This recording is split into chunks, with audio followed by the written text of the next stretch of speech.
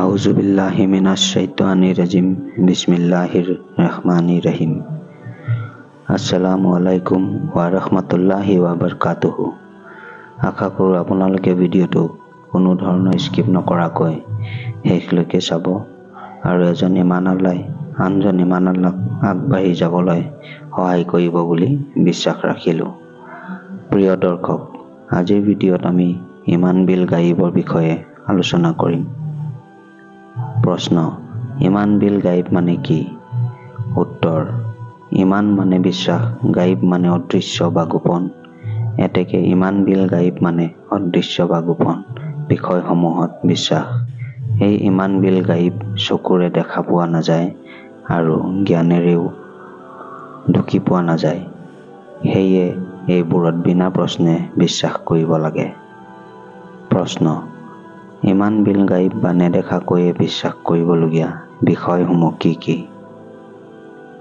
উত্তৰ: আমি ইমানে মুফাছলত 7টা অদৃশ্য বিষয় বা বস্তুৰ সম্ভেদ পাইছোঁ। এই 7টাৰ উপৰিও তাৰ সৈতে সংশ্লিষ্ট আৰু অনেক অদৃশ্য বা গোপন বিষয় আছে, যেনে জিন্নাত, শয়তান, জান্নাত, জাহান্নাম, কবৰৰ আজাব, পুলচিৰাত, হুৰ গিলমান, মিজান, আমলনামা, ৰুহ, আৰছ, কুৰ্চী ইত্যাদি।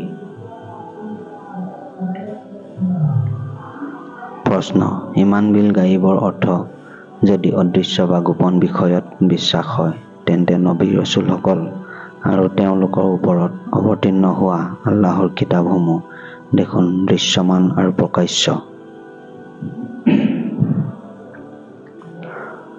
অতীত কালত ৰচুলসকলক মানুহে দেখিছে আৰু আমি পবিত্ৰ কোৰআনখন দেখিবলৈ পাইছোঁ। এয়া কেনেকৈ অদৃশ্য বা গোপন হ'ল? উত্তৰ: ৰচুলসকলক আৰু তেওঁলোকৰ ওপৰত অৱতীৰ্ণ হোৱা কিতাপসমূহ মানুহে দেখিছে সঁচা, কিন্তু তেওঁলোক যে আল্লাহৰ পৰা মনোনীত হৈ নবী ৰচুল হিচাপে আহিছে, এই কথা কোনেও দেখা নাই বা নাজানে। সেইদৰে তেওঁলোকৰ ওপৰত অৱতীৰ্ণ কিতাপসমূহ যে আল্লাহৰ পৰা অৱতীৰ্ণ হৈছে, সেইটোও কোনেও দেখা নাই। ৰচুলসকলে আল্লাহৰ নিৰ্দেশত নিজকে নবী ৰচুল বুলি চিনাকি দিছে আৰু তেওঁলোকৰ ওপৰত অৱতীৰ্ণ হোৱা কিতাপসমূহ আল্লাহৰ পৰা আহিছে বুলি কৈছে আৰু আমি তাত বিনা দ্বিধাই বিশ্বাস কৰিছোঁ। সেয়ে এই দুটা বিষয়ো ইমান বিল গায়িবৰ অন্তৰ্ভুক্ত। প্ৰিয় দৰ্শক, আজিৰ ভিডিঅ'টো ইমানেই আছিল। পৰৱৰ্তী আকৌ এটি নতুন ভিডিঅ' লৈ আপোনালোকৰ মাজত উপস্থিত হ'ম।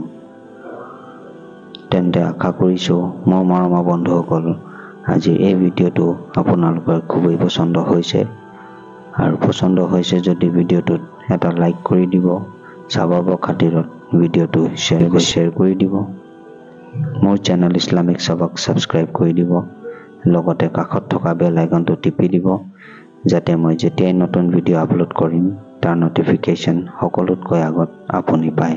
আল্লাহ হাফিজ।